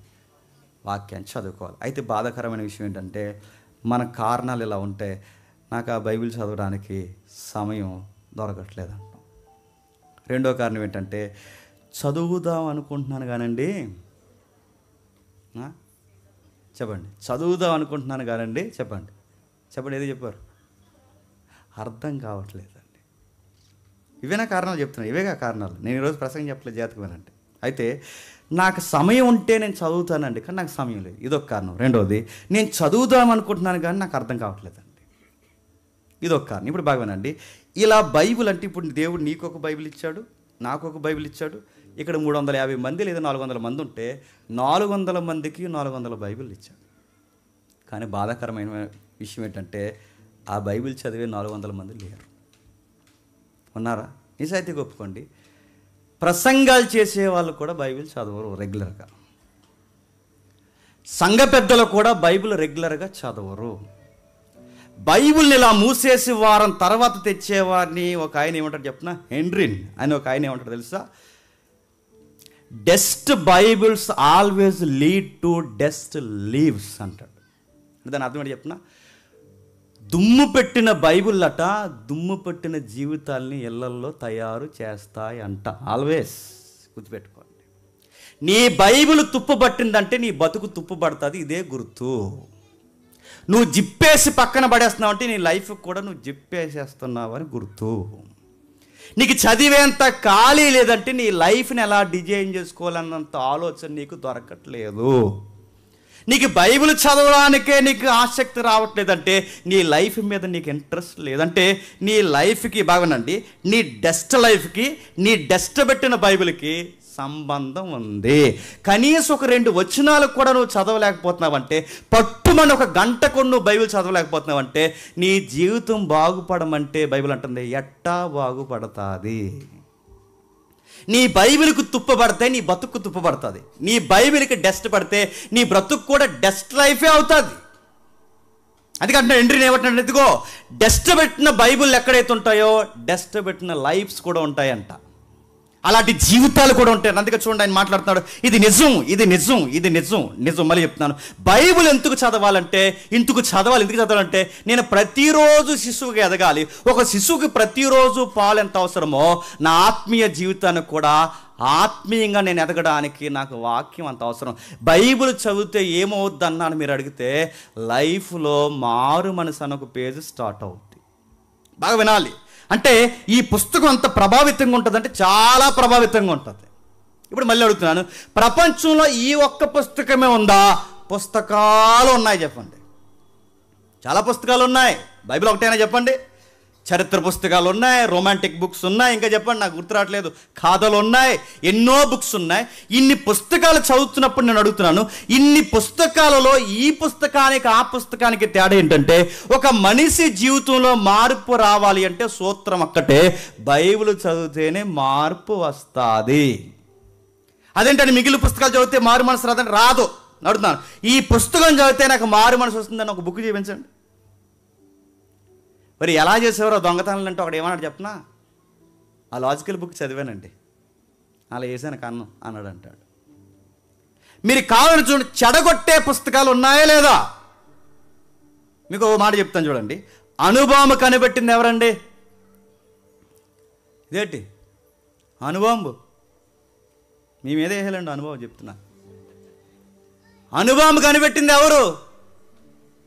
Hydrogen bomb. Robert hopper hammer. Robert hopper hammer movie కూడా వచ్చింది కదా, మన ఆసర్ కొట్టింది. హోపర్ హ్యామర్ ఎవరైతే ఉన్నాడో ఆయన బాంబు కనిపెట్టిన తర్వాత నీకు ఏ పుస్తకం నిన్ను ప్రేరేపించిందంటే ఆ మనిషి ఏమంటే చెప్పనా, నన్ను తిట్టుకుంటారు కానీ చెప్పక తప్పదు. అణుబాంబు కనిపెట్టిన తర్వాత యురేషిమా, నాగాసాకి ప్రాంతం మీద, జపాన్ పరిసర ప్రాంతాల్లో అమెరికా అధికారికంగా బాంబు వేసింది. ఎప్పుడే అధికారికంగా బాంబు వేసిందో పిల్లలు చచ్చిపోయారు, వృద్ధులు చనిపోయారు. సుమారు కొన్ని పదుల కిలోమీటర్లు మనిషి అలా ఎముకలు గూడుతో అలా కరిగిపోయాడు. హైడ్రోజన్ బాంబు అంత ప్రమాదం, అణుబాంబులు అంత ప్రమాదం. అలా వేసిన తర్వాత ముక్కులు చూస్తున్న కరిగిపోయి, కళ్ళు చూస్తున్న కరిగిపోయి, ఆ వెలిగి ఆ వేడి, అణుబాంబుతున్న ప్రమాదం అంటే వెలుగు వేడి ఒకేసారి కొడతాది. ఆ కొట్టిన వెంటనే మనిషి గడ్డైనా చెట్టైనా అక్కడ ఎంత పెద్ద పొదలైనా పూర్తిగా ఆవిరైపోతాయి. మనుషులు జంతువులు పూర్తిగా ఆవిరైపోయారు. మీరు గమనించండి, ఈరోజు కూడా బాంబు వేసిన దగ్గర కొన్ని 10 కిలోమీటర్లు గడ్డి మొదలు. ఒక రాష్ట్రం అంత ఏరియా గడ్డి మొలదు. ఇప్పటికీ బాగా వినండి, ఎప్పటికీ అక్కడ పుడుతున్న పిల్లలు, ఇప్పుడు ఈ జనరేషన్లో పుడుతున్న పిల్లలు కూడా అంగవైకల్యంతో పుడతారు. అణుబాంబు అంత ప్రమాదం. రాబర్ట్ లేదా హోపర్ హ్యామర్ ఎవరైతే ఉన్నారో, ఆ నష్టం జరిగిన తర్వాత అమెరికా అధికారికంగా బాంబు వేసిన తర్వాత ఆయన ఇంటర్వ్యూ చేస్తున్నప్పుడు ఏడుస్తూ ఏమంటే చెప్పిన, చరిత్రలో దిద్దుకోలేని తప్పు చేశాను అన్నాడు. నా జీవితంలో ఎంత పశ్చాత్తాపడినా నేను ఎప్పటికీ క్షమాపణ పొందని తప్పు నేను చేశాను. ఎంతమందిని పట్టెట్టుకుంటానని అస్సలు నేను అనుకోలేదు. ఎంతమంది చనిపోయి నా మనసు అస్సలు బాగాలేదు. దీన్ని సక్సెస్ అని అనకండి దయచేసి. నా ఆత్మఘోష నేను తట్టుకోలేకపోతే, నా వల్ల చిన్నపిల్లలు చనిపోయారు, పెద్దోళ్ళు చనిపోయారు, వృద్ధులు చనిపోయారు. నేను కనిపెట్టిన ఈ విప్లవానికి ఎన్ని ప్రాణాలు గాల్లో పోయినందుకు నేను చాలా బాధపడుతున్నాను అన్న. తర్వాత అన్నారు, మీకు ఈ అణుబాంబు కనిపెట్టడానికి మీకు ప్రేరణ ఏదన్నా ఉందంటే ఒక బుక్ ఉందన్నాడు. ఆ బుక్ పేరు చెప్తే నన్ను తిడతారని నేను చెప్తున్నాను. భగవద్గీత పేరు చెప్పాడు. ఏంటది? భగవద్గీత. నేను సీరియస్గా చెప్తున్నాను. సాంస్క్రిట్ చదివి భగవద్గీతలో ఒక శ్లోకం ఉంటుంది, పుట్టించేవాడిని గిట్టించేవాడిని, జీవము మరణము సమస్తము నేనే ఉన్నాను కనుక, నేను చేస్తున్నదంతా నేనే జరిగిస్తాను కనుక నీదేమీ మానవ తప్పు లేదని స్లోగన్ ఆయన ప్రేరేపించి అణుబాంబు కనిపెట్టడానికి పునాది అయిందంటే. ఇప్పుడు చెప్పండి, ఒక పుస్తకం ఒక మనిషిని ప్రేరేపిస్తే ఎంతమందిని చంపడానికి కారణమైంది. చెడగొట్టే బుక్స్ సొసైటీలో ఉన్నాయంటే ఉన్నాయి. ISIS ఉగ్రవాదులు, తాలిబన్స్, ఇంకా చెప్పండి నాకు గుర్తు రావట్లేదు, కొన్ని పేర్లు చెప్పండి. లష్కరే తోయిబా, మనకు 30 వాళ్ళే. హామాస్. అడుగుతున్నాను, ఈ ఉగ్రవాద తెగలందరూ చదివిన బుక్ ఏంటండి? అది ఈ ఉగ్రవాదులు చదివిన పుస్తకం పేరు చెప్పినా వాళ్ళు చదివిన పుస్తకం పేరు వాళ్ళు రాసిన ప్రాఫిట్ బుక్ చదువుతారు వాళ్ళు. నిజానికి అందులో లేదని వాదించే లాజికల్గా మాట్లాడే వక్తలు ఉన్నారు, వాళ్ళని పక్కన పెట్టండి. కానీ వీళ్ళు చెప్పుకుంటున్న పుస్తకం పేరు చెప్పినా మేము ఈ బుక్కి చదివి ఆ దేవుడి పేరు చెప్పి ఇదిగో అక్బర్ అక్బర్ అక్బర్ అంటే గొప్పోడు, మా దేవుడు గొప్పోడు, మా దేవుడు గొప్పోడు. ఇదిగో మనుషులను చంపుతామని పీకలు అధికారికంగా కోసేశారు, మనుషులను అధికారికంగా చంపేశారంటే ఒక బుక్కు చెప్పిన ప్రేరణకు అనేక మందిని చంపుతున్నారు, ఒక బుక్కు చెప్పిన ప్రేరణకు అనుభవం కనిపెట్టారు, ఒక పుస్తకం చెప్పిన పేరుకి ఈ రోజుకి నరమేధం జరుగుతుంది. ఇప్పుడు చెప్పండి, మనుషుల్ని ప్రేరేపించే పుస్తకాలు ఉన్నాయి, మనుషుల్ని చెడగొట్టే పుస్తకాలు ఉన్నాయి, మనుషులకి జ్ఞానం లౌకిక జ్ఞానం నేర్పే పుస్తకాలు ఉన్నాయి. ఇన్ని రకాల పుస్తకాల్లో మనిషికి బాగానండి రిపెంటెన్స్ నేర్పించే బుక్ ఈ సొసైటీలో ఏముంది? ఒకే ఒక్కటి ఉంది, ఏంటి చెప్పండి? అందుకు బైబిల్ చదవాలి. నువ్వేంటో నీకు అర్థం కావాలన్నా బైబిల్ చదవాలి, నీ నేచర్ ఎంత రాడికల్గా ఉందో తెలియాలన్నా నువ్వు బైబిల్ చదవాలి, నువ్వెంత ఫాలన్ హార్ట్తో ఉన్నావు నీకు తెలియాలన్నా బైబిల్ చదవాలి, నీ థాట్స్ నీ మైండ్ అడుగడుగునా నీకు నువ్వే అందనంతకంటే నీతో నీకే సఖ్యత లేనంతగా ఎంతగా ఓడిపోయి నీకు తెలియాలి అంటే బైబిల్ చదవాలి. సువార్త పుస్తకాల్లో ఏమి స్టార్ట్ అవుతుందంటే దేవుణ్ణి పరిచయం చేయడమే కాదు, చెప్పండి, నిన్ను నీకు కూడా పరిచయం చేస్తుంది. నీకు దేవుడు ఎంతకు అవసరమో పరిచయం చేస్తుంది. అందుకే ఈ బైబిల్ ఎందుకు చదవాలి? సగటు మానవుడు బైబిల్ ఎందుకు చదవాలంటే నువ్వేంటో నీకు అర్థం కావాలంటే ఖచ్చితంగా బైబిల్ చదవాలి. నువ్వు ఏ బుక్ చదివినా నీకు నాలెడ్జ్ రావచ్చు కాక, నీకు ఏ బుక్ చదివినా నీకు లస్ట్ అనే ఫీలింగ్స్ రావచ్చు కాక, నీకు ఏ బుక్ చదివినా రకరకాల కోణాల్లో నువ్వు ప్రేరణ పొందొచ్చు కాక, కానీ ఒకే ఒక్క పుస్తకం చదివితే ఎబ్రి పత్రికలు అన్నాడు నరాల్లోనికి, కీలులోనికి, మురుగుల్లోనికి, తలంపుల్లోనికి దూరిపోయి నిన్ను మార్చే ఒకే ఒక్క పుస్తకం బైబిల్ వాక్యం. అది మాత్రమే నేను మార్చగదు, అందుకు బైబిల్ చదవాలి. ఇంకా ఎందుకు బైబిల్ చదవాలంటే నువ్వు ఆత్మీయంగా ఎదగడానికి పాల వంటి ఆహారంగా నువ్వు ఎదగడానికి బైబిల్ చదవాలి. ఇంకా ఎందుకు బైబిల్ చదవాలంటే గుర్తుపెట్టుకోండి, దేవుని చిత్తం తెలుసుకోవడానికి బైబిల్ చదవాలి. నేను ప్రాక్టికల్గా ఒక మాట మీకు జ్ఞాపకం చేస్తాను, గుర్తుపట్టండి. దేవుని చిత్తం తెలుసుకోవడానికి బైబిల్ చదవాలంటే బైబిల్ చదవాలి. మనం చేసే జబ్బుకరమైన మాట్లాడి చెప్పిన నాలుగు దగ్గరికి ఎవరో ఒకరి దగ్గరికి వచ్చి సంఘపతుల దగ్గరికి వచ్చి చాలామంది అడుగుతుంటారు, అసలు ఈ కార్యక్రమంలో నా పట్ల దేవుని చిత్తం ఏంటి నాకు అర్థం అవ్వట్లేదంటే, నీకు ఎప్పుడు నన్ను అడిగితే నీకు ఎప్పటికి అర్థమవుతుంది. నీ పట్ల దేవుని చిత్తం ఏంటో నువ్వు నన్ను అడిగితే నీకేమన్నా నేను చెప్పగలనా? ఇప్పుడు చెప్పండి, దేవుని చిత్తం ఏంటో తెలియజేసే ఒకే ఒక పుస్తకం ఏంటి చెప్పండి? బైబిల్. నువ్వు బైబిల్ చదవకుండా నాకు దేవుని చిత్తం ఏంటో చెప్పండి అని అంటే నేను ఏం చెప్తాను? 10 లక్షలు ఇమ్మని చెప్పాడని చెప్తాను, ఎత్తావా? ఏం చెప్తున్నాను? ఇప్పుడు అలాగే దోషేస్తున్నాను అడుగుతున్నాను, పిల్లలు సైలెంట్గా ఉంచాను. అలాగే దోస్తున్నాను అడుగుతున్నాను, రకరకాలు చెప్తున్నారు. ఆయన ఎవరో నిన్న మొన్న వీడియో వచ్చింది, ఆఫర్ ఇస్తున్నాడు. ఇదిగో దేవుడు అధికంగా ప్రేరేపించి 1,00,000 తక్కువ కాకుండా, ₹1,00,000 తక్కువ కాకుండా, మినిమం ₹1,00,000 నుంచి 5 లక్షల వరకు, 10 లక్షల వరకు దేవుడు మిమ్మల్ని ఎంత ప్రేరేపిస్తున్నాడు అంత ఇమ్మని దేవుడు నాకు చెప్పాడు. నేను మీకు చెప్తున్నాను, ఇచ్చేయండి, ఇది దేవుని చిత్తం. 1,00,000 ఎక్కడైనా బైబిల్లో ఉందండి? నీకు దేవుని చిత్తం ఏంటో తెలియకపోతే నువ్వు నిలువు దోపిడీతో మింగేసే వాళ్ళు ఉన్నారు. నీకు దేవుని చిత్తం ఏంటో నీకు తెలియకపోతే నీ జీవితంలో ఏం జరుగుతుందో ఎప్పటికీ తెలియనంత దొంగలు తెలియకుండా నేను వాడేసే వాళ్ళు ఉన్నారు. నీకు దేవుని చిత్తం అంటే తెలియాలంటే ఒకే ఒక ఆన్సర్ ఉంది, బైబిల్ చదవాలి. ఖచ్చితంగా దాన్ని చదవాలి. దాన్ని చదవకపోతే నాకు అర్థం కాదంటే అర్థం కాదు. అందుకే చూడండి, 1 పేతురు పత్రికలో ఒక మంచి మాట్లాడుతున్నాడు చూడండి, 2వ అధ్యాయం 2వ వచనం. త్వరగా 1 పేతురు పత్రిక 2వ అధ్యాయం 1 పేతురు పత్రిక 2వ అధ్యాయం 3వ వచనం నుండి. 1 పేతురు పత్రిక 2వ అధ్యాయం 3వ వచనం నుండి.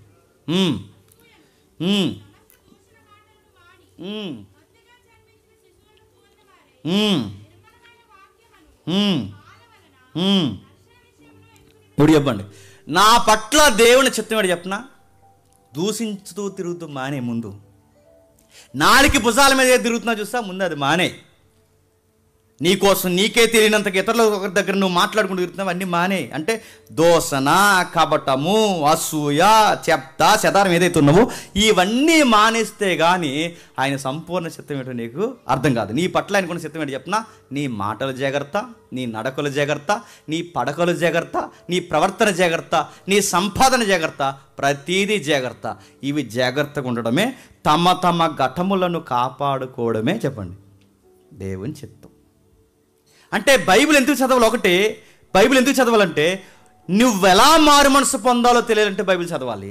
రెండోది, బైబిల్ ఎందుకు చదవాలి అంటే నేను ఎదగాలి, ఆత్మీయంగా బలపడాలని పాలలా తీసుకోవడానికి బైబిల్ చదవాలి. బైబిల్ ఎందుకు చదవాలంటే దేవుడని ఒక ఆయనకి నా పట్ల ఏ చిత్తం ఉందో తెలుసుకోవడానికి బైబిల్ చదవాలి. ఇంకా బైబిల్ ఎందుకు చదవాలి? పాపానికి దూరంగా ఎలా ఉండాలో తెలియాలి అంటే బైబిల్ చదవాలి. ఎక్కడ? 119వ కీర్తన ఒకసారి తీయండి త్వరగా. 119వ కీర్తన 11వ వచనం. 119వ కీర్తన 11వ వచనం. నీ ఎదుట నేను పాపము చేయకుండానట్లు నా హృదయములో నీ వాక్యం ఉంచు. ఇప్పుడు చెప్పండి, పాపం చేయకుండా ఉండాలి అంటే హృదయంలో ఏముండాలి? ఇప్పుడు చెప్పండి, బైబిల్ ఎందుకు చదవాలి? వాడిగ్గా చదవకూడదు. బైబిల్ ఎందుకు చదవాలి? చదవకపోతే బాగుందని చదవకూడదు. బైబిల్ ఎందుకు చదవాలి? చదవకపోతే ఈరోజు దేవుడు తిడతారని చదవకూడదు. బైబిల్ ఎందుకు చదవాలి? చదవకపోతే ఈరోజు ఏమైపోతుందని చదవకూడదు. బైబిల్ ఎందుకు చదవాలంటే నువ్వు పాపం చేయకుండా ఉండడానికి చదవాలి. 2, దేవుని చిత్తం తెలుసుకోవడానికి చదవాలి. 3, మారు మనసు పొందడానికి బైబిల్ చదవాలి. ఇది చదివితే కానీ ఈ సొసైటీలో ఎలా బ్రతకాలి నీకు నాకు చెప్పండి తెలియదు. అందుకు బైబిల్ చదవాలి. మనం అనుకుంటాం నాకు తెలిసిపోయిందిగా ఆయన పుట్టాడు, నాకు తెలిసిపోయిందిగా ఆయన సువార్త చేశాడు, నాకు తెలిసిపోయిందిగా ఆయన మరణించి తిరిగి లేశాడు, నాకు తెలిసిపోయిందంటే నీకు బేసిక్స్ అవి స్కెల్టన్ అది మాత్రమే నీకు తెలిసింది. కానీ నీకు డెప్త్ తెలియాల్సింది చెప్తున్నా, నువ్వేంటో నీకు అర్థం అవ్వాలన్నా, దేవుడేంటో నీకు అర్థం అవ్వాలన్నా ఎవ్రీడే చెప్పండి బైబిల్ చదువుకోవాలి. అందుకే చూడండి, ప్రతిరోజు బైబిల్ చదువుకున్న వారి జీవిత విధానాలు ఒకలా ఉంటాయి. వారానికి ఒక్కసారి ఇలా సండే వచ్చి బైబిల్ తిరిగేసిన వాళ్ళ జీవితాలు ఒకలా ఉంటాయి. మనకు అక్కడే తెలిసిపోతుంది. బైబిల్ చదివే వాళ్ళ ప్రార్థనలు ఒకలా ఉంటాయి, బైబిల్ మీద అవగాహన లేని వారి ప్రార్థనలు ఒకలా ఉంటాయి. దేవుడు అర్థమైన వారి యొక్క బోధ ఒకలా ఉంటుంది, బైబిల్ చదివే వారి బోధ ఒకలా ఉంటుంది. బైబిల్ చదివే వారి బోధ చూసేలేదు వీడియో. నక్కబావ అన్నాడట, బాగా నక్కబావ పులి బెట్టేసుకున్నాయంట. నక్కబావ పులి బెట్టేసుకుని పులి అందంట చాలా ఆకలిగా ఉందరా బావ అన్నదట. నక్కన బావ అందంట పులి. మళ్ళీ ఆ సంఘంలో ఒక వరుసపుకి 10,000 మంది 20,000 మంది కూర్చుంటారు. మరి ఆ నక్కలన్నీ అలా కూర్చుంటే నాకు అర్థమవుతలేదు. వీడియో తిరుగుతుందిగా. ఆ పులి బావ అందంట చాలా ఆకలి వేస్తుందిరా, మరి ఎలాగరా బావ అని అడిగితే అప్పుడు నక్క బావ వెళ్ళి గాడిద అందంట, బావ గాడిద బావ అందంటే మళ్ళీ ఆడు బావే. మరి ఎలా లాజికల్గా ఎలా బావలో మెడికల్లో నాకు అర్థం కావట్లేదు. ఆ డిఎన్ఏ అంటే అర్థమవుతుంది వాళ్ళ బావలు ఎలాగైపోయారు. సరే, ఆ బావ దగ్గరికి వెళ్ళి అన్నారట, గాడిద బావ ఇక పులి రిటైర్మెంట్ ఇచ్చేస్తుంది, నెక్స్ట్ నిన్నే అడవికి కింగింగ్ చేయాలనుకుంటుంది, మరి నిన్ను రమ్మన్నది పులి బావ, రమ్మన్నది నిన్ను రా బావ అని. ఏ బావ అన్నాడంట? నక్క బావ అన్నాడట. చెప్పాడు చిన్నోడేం కాదు, 20,000 1,00,000 సూట్ వేసుకున్నాడు చెప్తున్నా సోది కథ ఇది. మళ్ళీ చెప్తున్నాను నేను ఇసుకు చెప్తున్నాడు, 25,000 మందిని ఎదురు కూర్చోబెట్టి చెప్తున్న సోది కథ ఇది. ఆ సోది కథలు ఏం చెప్తున్నాడంటే అప్పుడు నక్క తీసుకెళ్ళిందంట, తీసుకెళ్ళి ఆ గాడిద నాకు తీసుకెళ్తులోకి సరిగ్గా గాడిద సేవటేసుకుందంట. ఏది? పులిబావ పడిచి ఇది ఎలా పడి సింహాసనం ఎక్కిస్తాను ఎలా పడేసుకునేది ఏంటంటే నక్కబావ కంగారు అయిపోయి అక్కడి నుంచి పడితే చెవుడిపోయిందంట. మళ్ళీ ఆ గాడిద బావ వెళ్ళిపోతే అప్పుడు నక్కబావ వచ్చాడంట, అదేంటి బావ అలా వస్తావు అని అడిగారట. ఎవరిని? బావలే, ఇంకేమి లేవు ఇంకా. అప్పుడు గాడిదో అందంట, గాడిదో ఏమన్నదంటే అదేంటి నన్ను రాజుని చేస్తాను, చెవి తినేయడానికి రెడీ అయిపోయాడు ఏంటి అని అడిగితే, నీకు ఏమి చెప్పినా నీకైతే నువ్వు అంత తప్పుగా అర్థం చేసుకుంటావు, నీ కిరీటం పెడదాం అనుకున్నాడు, ఆ చెవులు అడ్డొస్తున్నాయి, అందుకు చెవులు తీసేస్తున్నావు, నువ్వు కంగారు అయిపోతావేంటి అన్నాడట. ఇది తర్వాత మోటివేషన్ చేస్తే అంతేనంటావా అంటే అంతే మరి రా అని తీసుకెళ్ళిందంట. తీసుకెళ్ళిన తర్వాత ఆ తర్వాత తోకడేసుకుందంట. ఎవరు? పులిబావ. ఆ తోక పట్టుకుంటే తోక ఊడిపోయిందంట. మళ్ళీ ఏంట్రా ఆడు ముందు సోవేడేసుకున్నాడు, ఇప్పుడు మళ్ళీ తోక పడేసుకున్నాడు అంటే మరి సింహాసనం మీద కూర్చున్నప్పుడు నీకు వెనకాల అడ్డొస్తుందిగా, అందుకే తీసాడు అన్నాడంట. ఇలాంటి ఎదవసోదంతా చెప్తున్నారండి సంఘంలో. మళ్ళీ అర్థమవుతున్నాయా? ఇలాంటి సోది చెప్తున్నారు. ఎందుకు చెప్తున్నారు చెప్పిన? వీళ్ళు బయటికి ఎందుకు వాక్యాలు చెప్పలేకపోతున్నారంటే వాళ్ళ బైబుల్ చదవరు. అందుకే చూడండి, ఒక వీడియో వేస్తారు, పలానా టైంలో పాకలు ఉండేవారు, ఇప్పుడు మేడలోకి వచ్చారు. ఇప్పుడు మేడలోకి కాదు, డూప్లెక్స్ బిల్డింగ్ కట్టారు. ఇప్పుడు రేపు పొద్దున్న హెలికాప్టర్ కూడా కొంటారు. ఎందుకు కొంటారు చెప్పిన? కేవలం మన సంఘానికి రావడం వల్లనే కొంటున్నారు. మన సంఘం వాళ్ళకి ఏం చేసిందంటే మొన్నే వాళ్ళ బర్త్డేకి కేక్ పంపించింది. నిజంగా ఇలాంటివన్నీ. అందుకే చూడండి, బైబిల్ చదివేవాడు టీచింగ్ ఒకలా ఉంటుంది, బైబిల్ చదివేవాడు సోద ఒకలా ఉంటుంది. మళ్ళీ చెప్తున్నాను, బైబిల్ చదివేవాడు వాక్యం ఒకలా ఉంటుంది. అందుకే బైబిల్ చదివే వాళ్ళు తెలిసిపోతారు, వాళ్ళ ప్రార్థన తెలిసిపోతుంది, వాళ్ళ దేవుడిని అర్థం చేసుకునే విధానం తెలిసిపోద్ది, వాళ్ళ వాక్యం వినే విధానం తెలిసిపోద్ది. అక్కడ నిలబడి మాట్లాడుతున్నాడు ఎలాంటి వాడైనా వాడిని అంచనేస్తారు. అందుకు బైబిల్ చదవాలి. ఈ సొసైటీలో చాలా దొంగబోధలు ఉన్నాయి, చాలా దొంగోళ్ళు ఉన్నారు. బోధ పేరు చెప్పి మాయ చేసేసి డబ్బులు దండుకోవడానికి దేవుడిని అడ్డు పెట్టుకుని ప్రమాదంలో భ్రమలో ప్రజల ఆత్మలను వారి జీవితాలని పడేసేసే వాళ్ళు ఉన్నారు. వాళ్ళ దొంగలు రాళ్ళకి తెలియాలంటే నువ్వేం చదవాలి చెప్పు? బైబిలే చదవాలి. నువ్వేంటో నీకు అర్థం కావాలన్నా బైబిల్ చదవాలి, వాడేంటో నీకు అర్థం కావాలన్నా బైబిల్ చదవాలి, బోధేంటో నీకు అర్థం కావాలన్నా బైబిల్ చదవాలి, ఈ సొసైటీ అంటే ఏంటో నీకు అర్థం కావాలన్నా బైబిల్ చదవాలి, నువ్వే వింటున్నావు నీకు తెలియాలన్నా బైబిల్ చదవాలి. అందుకు బైబిల్ చదవాలి. ఆ బైబిల్ సువార్త పుస్తకాలుగా ప్రారంభమైంది. ఆ సువార్తలో ఈ లైఫ్ స్టైల్ ఉంది, జీసస్ యొక్క లైఫ్ స్టైల్ ఉంది, ఆ రెండింటికి ఒక సంబంధం ఉంది. వీటన్నిటిని ప్రతిరోజు నువ్వు చదువుకోవాలి. ఇది చదువుకుంటే కానీ నీకు దేవుడు నీకు అర్థం కాడు, ఇది చదువుకుంటే కానీ నీకు అర్థం కాడు. ఇప్పుడు మళ్ళీ ప్రశ్న, నాకు చదివేంత టైం దొరకట్లేదంటే మూతు పగలగొట్టేసే సమాధానాలు దేవుడు చరిత్రలో నమోదు చేశాడు. చదివేటంత టైం లేదనుకుంటే భక్త సింగ్ గారట, భగవానండి పెద్ద ఆయన భక్త సింగ్ గారట మోకాళ్ళేసి వారం రోజులు లేకుండా బైబిల్ చదివేశాడట. భక్త్ సింగ్ గారు చాలా మిడిల్ ఏజ్ దాటిన తర్వాత మోకాళ్ళేసి మహానుభావుడు భక్త్ సింగ్ గారు ఎవరైతే ఉన్నారో మోకాళ్ళేసి హెబ్రోను సంఘాలు స్థాపించడానికి ఆయన మోకాళ్ళేసి లెగకుండా వారం రోజుల్లో బైబిల్ పూర్తి చేశాడు. ఇప్పుడు చెప్పండి, నాకు సమయం లేదు ప్రభు అంటే భక్త్ సింగ్ గారు నిలబెట్టి నేను ఏం చేస్తాడు చెప్పు?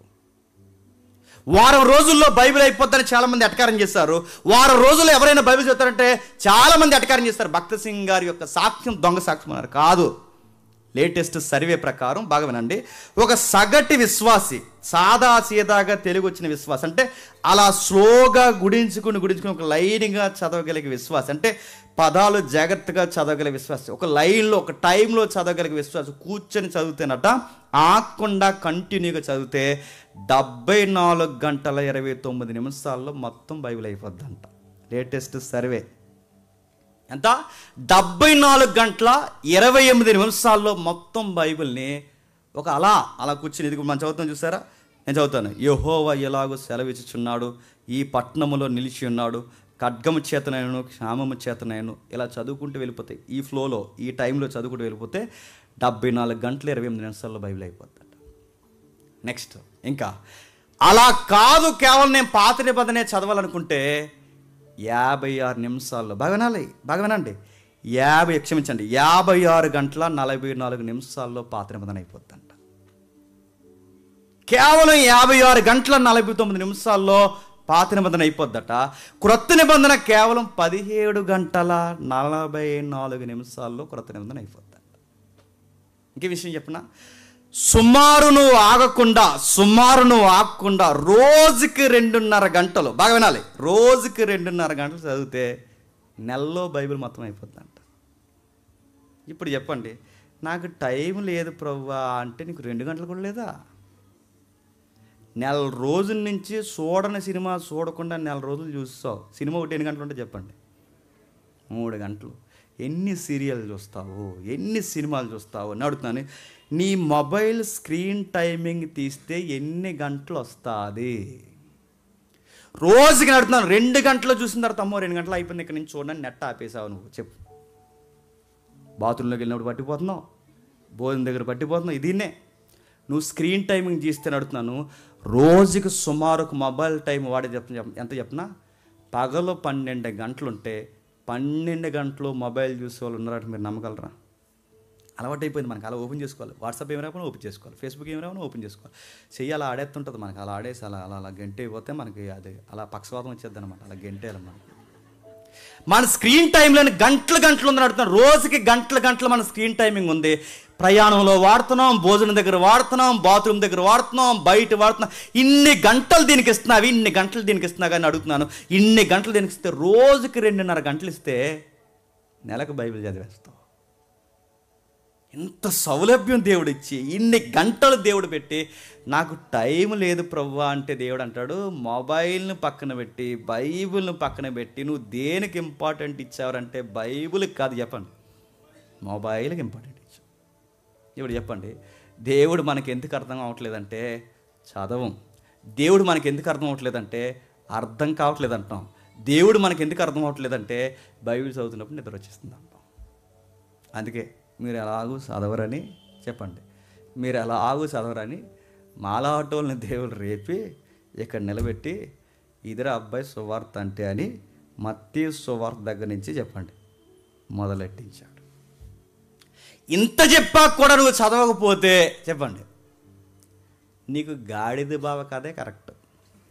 నీకు అదే నీకు ఎక్కడ పనికిరావు, నువ్వు ఎక్కడ పనికొస్తావు చెప్పండి, నువ్వు అక్కడే పనికొస్తావు. నీకు గాడిది బావ చెప్పండి, నక్క ఒక బావ, పుల్లు ఒక బావ, ఆ బావల దగ్గర పడేయాలి. నేను మళ్ళీ చెప్తున్నాను, సువార్త మనం ముగిస్తున్నాను. సువార్త అంటే ఏంటంటే బాగా వినండి, సువార్త అంటే గుడ్ న్యూస్. సువార్త అంటే నాకు దేవుడు ఒక శుభవార్త తెచ్చాడు. ఆ శుభవార్త ఏంటంటే మరణిస్తున్న నన్ను బతికించాడు. నన్ను బతికించాడు అనడానికి గుడ్ న్యూస్ ఏంటంటే దేవుడు చెప్తున్నాడు, ఆయన నా కొరకు భూమి మీదకి వచ్చాడు. ఆ వచ్చినప్పుడు శిష్యుల్ని పిలుచుకున్నాడు, ఆ పిలుచుకున్న వారిని రక్షించుకున్నాడు. ఆ రక్షించిన తర్వాత వాళ్ళకి వెలుగుతో ఒక మాట ఇచ్చాడు, నేను త్వరలోనే వస్తున్నాను, మిమ్మల్ని తీసుకెళ్ళిపోతానన్నాడు. ఆ తీసుకెళ్ళిపోతాన్నాడు, త్వరగా వచ్చేస్తానన్నాడు కనుక, ఆ త్వరగా వస్తాడు కనుక ఇంకెందుకులే ఇవన్నీ అని అమ్మేసుకున్నారు.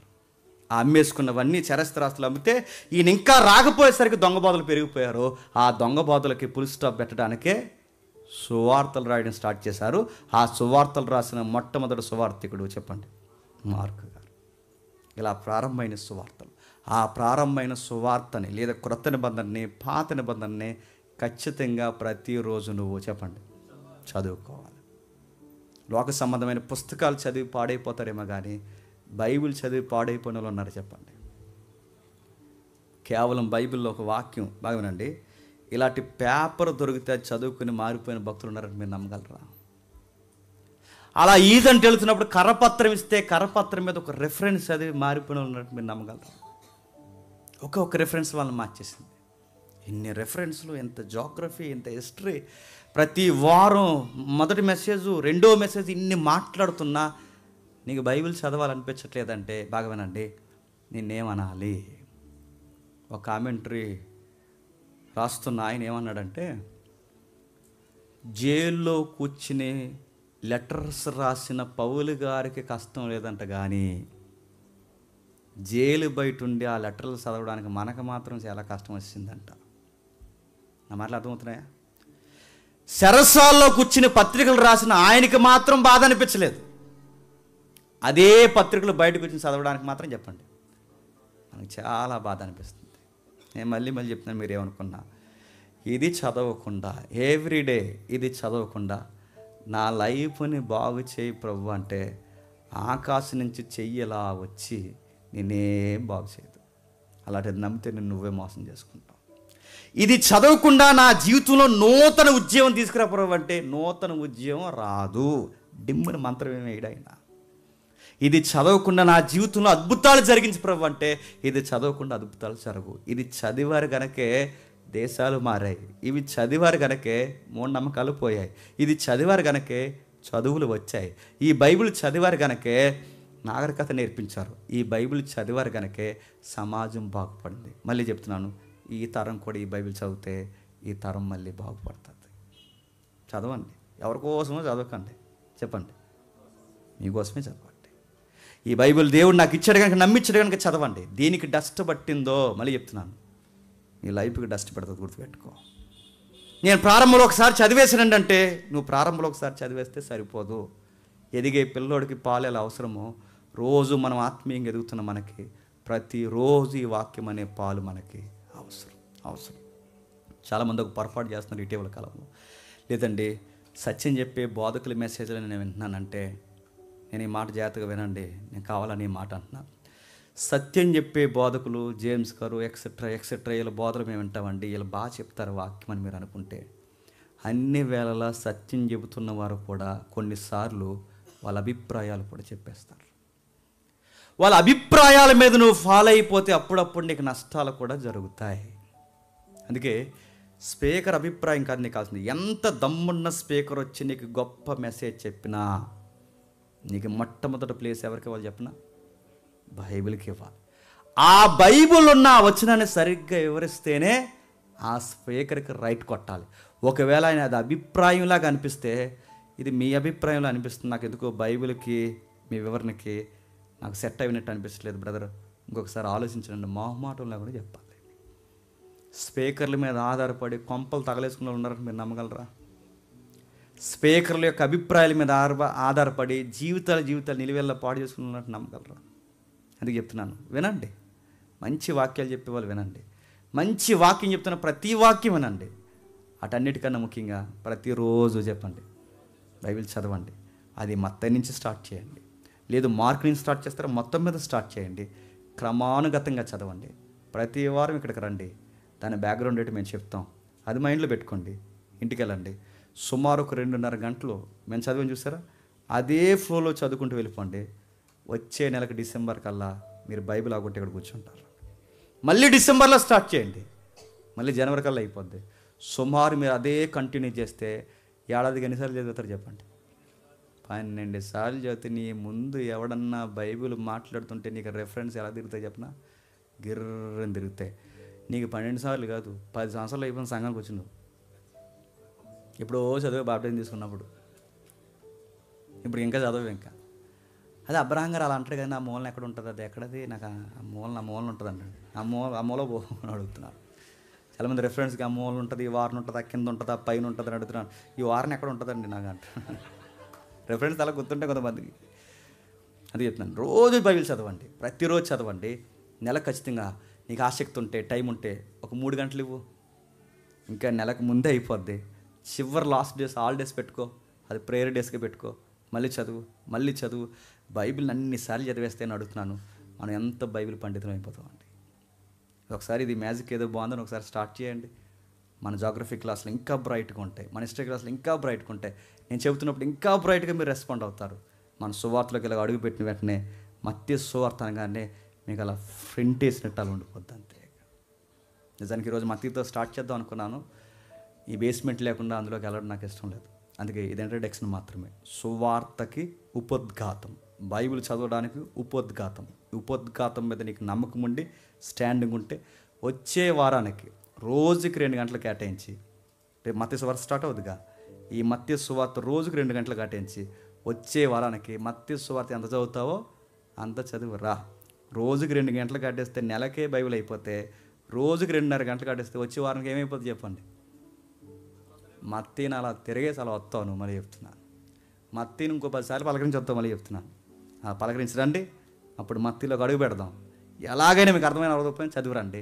అర్థమయ్యేలా చెప్పడానికి చెప్పండి, నేను ఉన్నా, చెప్పండి నేను విన్నా, నేను చెప్తా. ఇంకా చెప్తున్నాను రండి. ఇది జగన్ గారి డైలాగ్ కాదు, నేను చెప్తున్నాను, నేను చెబుతాను సీరియస్గా. ఆయన వింటాడు లేదో నాకు తెలియదు, కానీ మీ బాధ అంతా నేను వింటా. నేను ఖచ్చితంగా చెప్తాను. మీకు ఏం అర్థం కాకపోయినా ఇదేంటి అడగండి. మన ప్రసంగాలు చేసుకోవద్దు, మన వాక్యం నేర్చుకునే ప్రయత్నం చేద్దాం. దేవుడు మిమ్మల్ని దీవించును గాక.